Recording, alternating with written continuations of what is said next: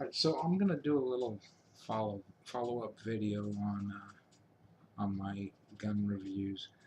Um, all of my previous gun reviews were when they were relatively new to me, and I was still kind of caught up in that excitement.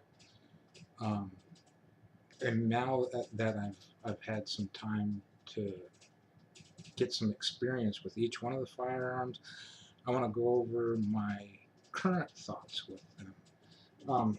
We'll start with my not my first firearm ever, not my first handgun ever, but my first since starting the channel. And that, of course, is the Smith & Wesson SD40VE. We just recently got back from the range, so I want to make sure to safety check these. I've actually done a little bit to this. As you can see, I put on a rear slide plate, Matthew 5.9.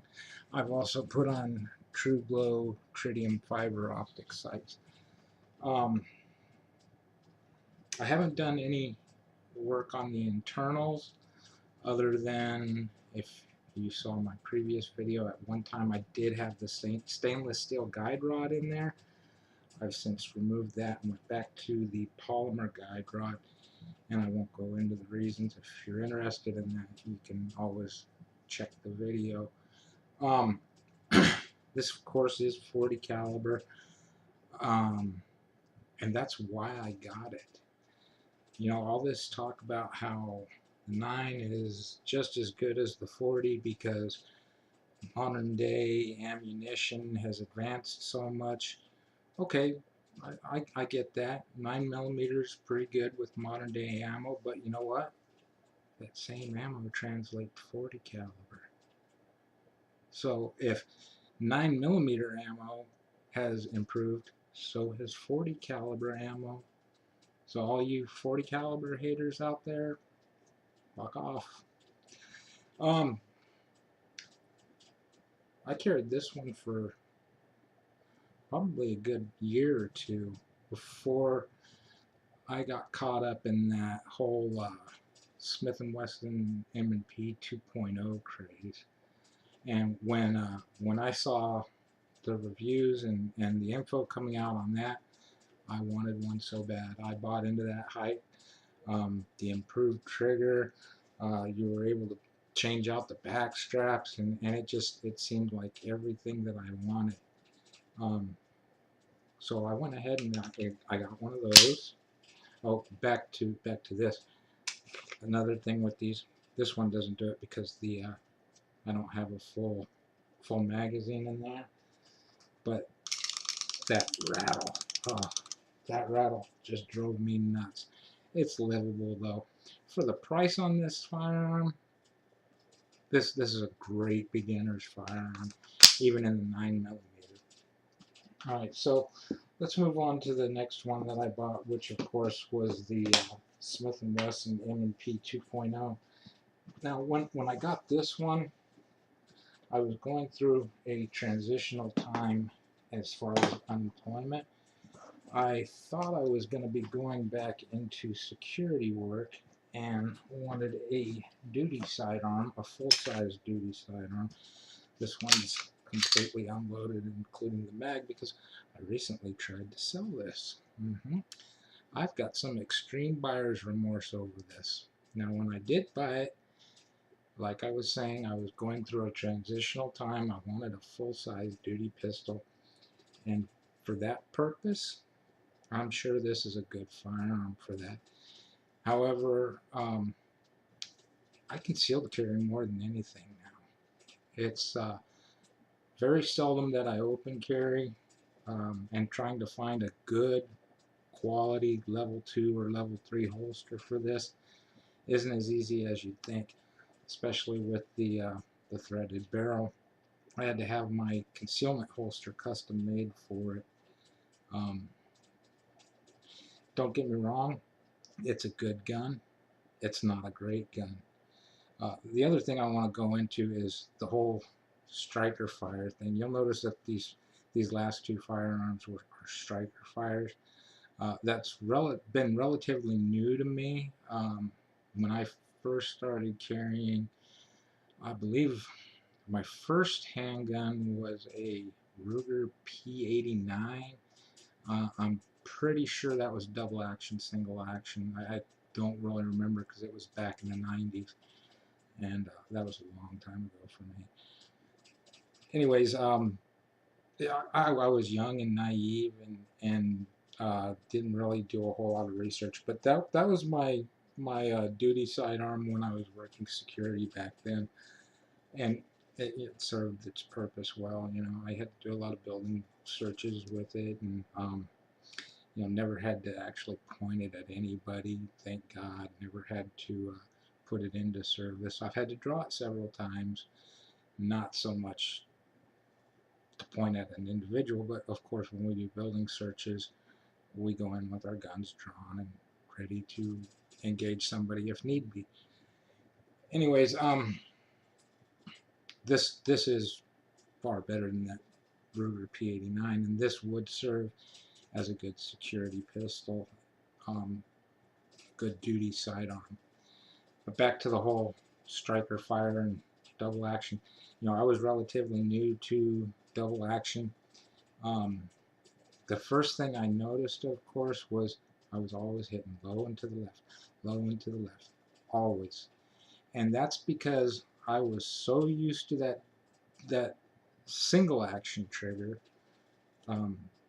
Let me back up. The other gun that I also would rotate back and forth from was a Smith & Wesson Model 66 Combat 66, I believe, 357 Magnum, and that was double action, single action. I had almost always fired it in single action. I was, you know, when I'd go out and train, I'd pull that hammer back, and I loved that single action trigger. Nice, clear, crisp, short pull. Now, of course, that's not what you want in a self-defense trigger. You want that long, deliberate, heavy pull for safety reasons. You know, especially when holstering. Uh, anyways, so striker fire was relatively new to me, and I was hitting low and to the left a lot, and that's because that pull is so long and so heavy that by the time you squeeze that trigger, you pulled your muzzle off just a few millimeters, and it's enough. You know, millimeters over distance equal inches in yards.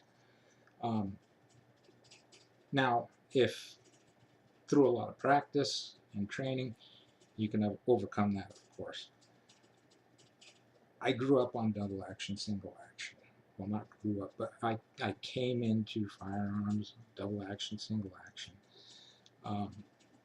So I tried out my buddy's Beretta 92 FS, and I found that my accuracy was much better with that Beretta 92 FS. So after that,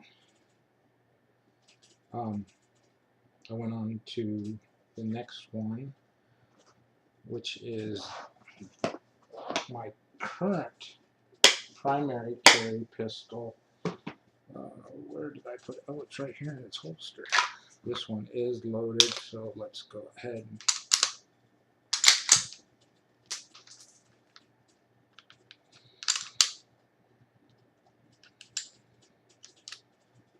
double check that. We are clear.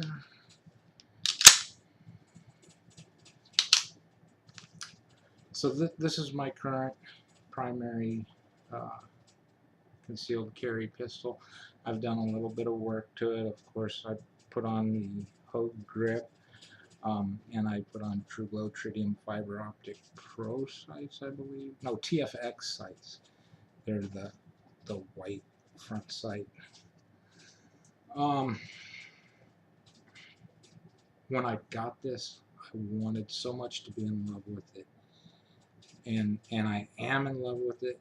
This is by far my favorite gun, but it's not perfect. The grip, this grip is just so huge, and it, you know, you might say, well, it's because you put on that hug grip. This hug grip doesn't make a whole lot of difference as far as the width compared to the stock grip. Um, it's a tiny fraction thicker. The magwell on this thing, just everything about this grip. This gun was made for a fucking SEAL. This was made for a 6-foot fucking Marine, or somebody who is larger than I am, larger stature, bigger hands. I don't have very big hands. I've got average size hands. What that translates to, I have to maneuver my hand to be able to hit the mag release. See, I can't just be shooting, and I can't shoot, and I can't quite reach the mag release. I have to manipulate it so that I can hit that mag release. Now it's just a little bit, but you know, that's the perfect handgun. Everything's going to be right there at your fingertips, right? See how it just, I can't quite get that without having to tilt it a little.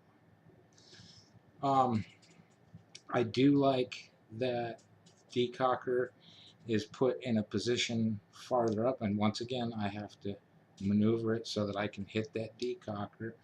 I do like the location of it though. I like where the slide stop, slide release is. And I do like that it's double action, single action. But like I said, it's not perfect. It has its flaws. On to my most recent handgun purchase. I've got the box upside down. And this is my current backup. This is the Taurus TH9. This one is loaded also. And let's put that there.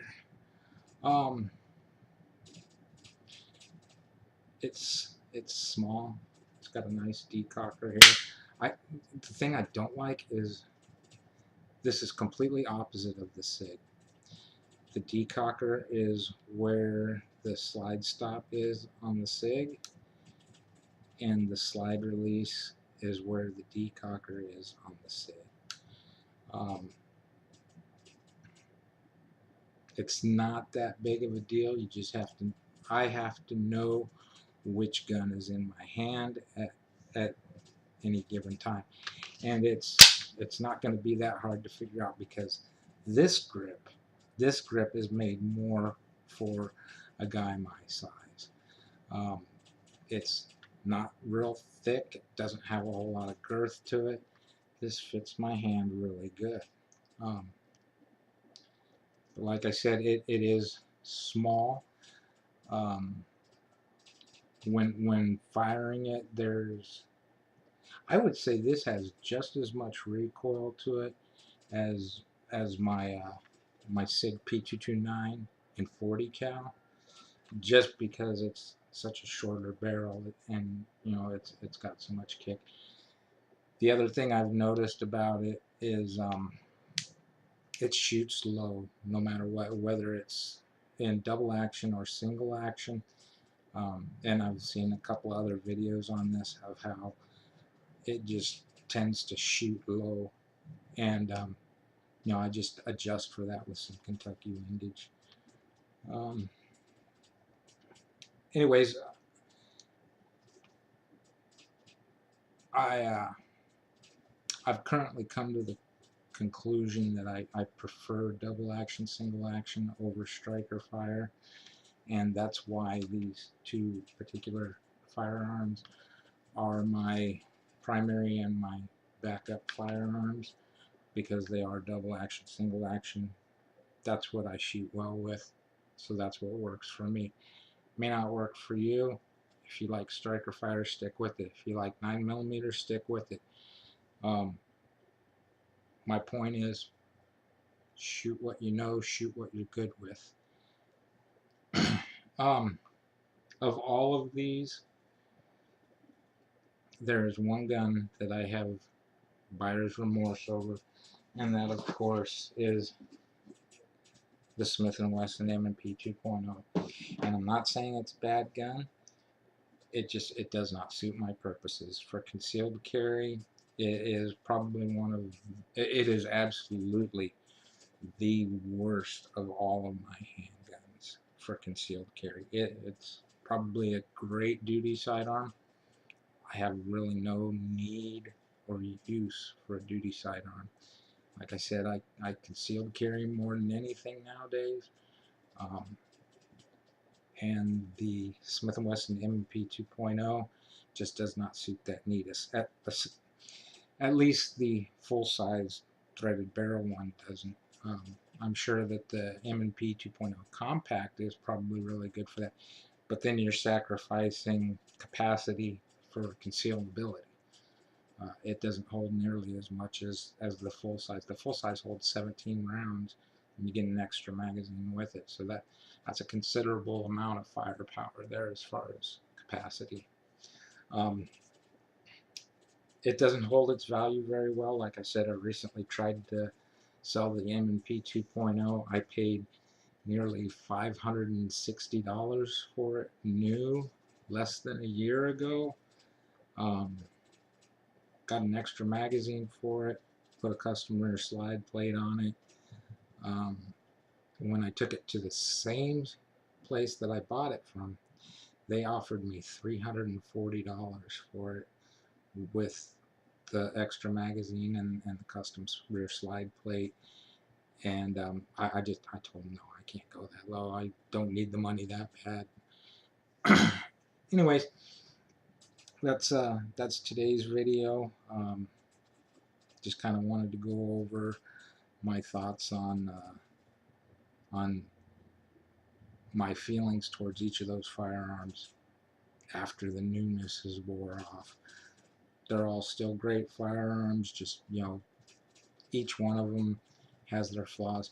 But, you know, in retrospect,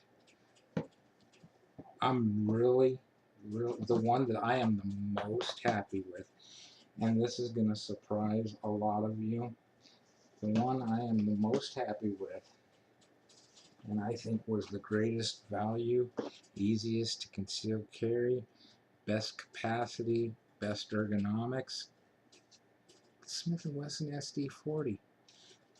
I mean, look at that grip. Everything is right there at my fingertips. This thing, it was like made for people my size. The only thing that I would want different on this is double action, single action, and for the price, you can't beat it. This holds 14 rounds of 40 caliber compared to the Taurus TH9C, which with the flush fit magazine holds 13 rounds of 9mm. The only reason why this isn't my backup now and the Taurus TH9C is because it's smaller and it's double action, single action. But I mean, it sounds ridiculous, but of all these firearms, if I had to recommend one firearm to somebody new, I would say get the Smith & Wesson SD9 or the SD40VE. Guys at the range might bag on you because it's a quote Sigma. Fuck them. You know what? If you're good with it, you got a good value for it, you enjoy shooting it, go with it. It's easy to conceal carry. It's very lightweight. This is a great little gun. Anyways, that's today's Jacketed Hollow Points. Please be sure to give us a like and subscribe, and have a great day.